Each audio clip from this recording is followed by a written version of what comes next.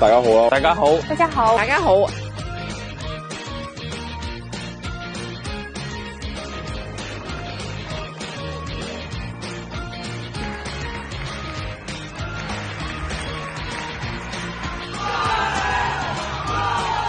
對於大家嚟講，可以喺紅館呢個香港體育館球場入面打全運會，簡直係好夢幻一個開始咯。咁尤其是大家目標以後都係希望可以代表香港成員組去打，咁我哋會用呢次全運會呢個賽事去證明我哋嘅實力俾大家睇咯。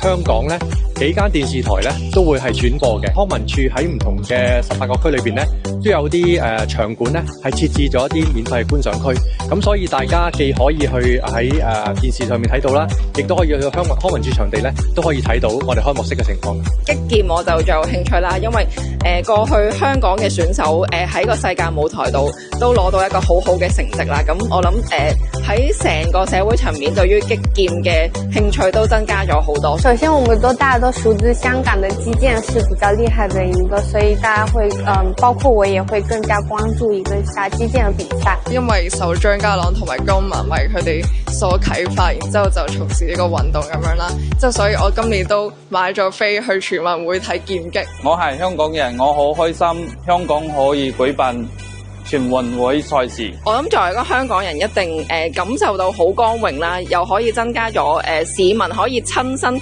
感受到賽事嘅緊張，親身去見證賽事啦。有時間當然希望可以去現場啦，咁我亦都希望可以同屋企人啊喺屋企啊去睇下唔同嘅直播，亦都同同學討論呢方面嘅比賽。我哋兩個係孫穎莎同埋黃楚欽嘅球迷，咁祝福所有嚟參加全運會嘅所有嘅省隊嘅代表都可以取得一個非常之往前進一步好嘅成績啦。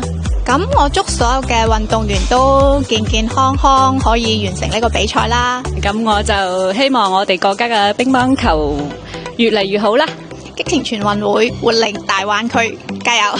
中國香港隊加油！全運 No.1， 全民 No.1， 全運 No.1， 全運加油！全運 No.1， 全運 No.1， 耶！全運 No.1， 耶！全運 No.1， 耶！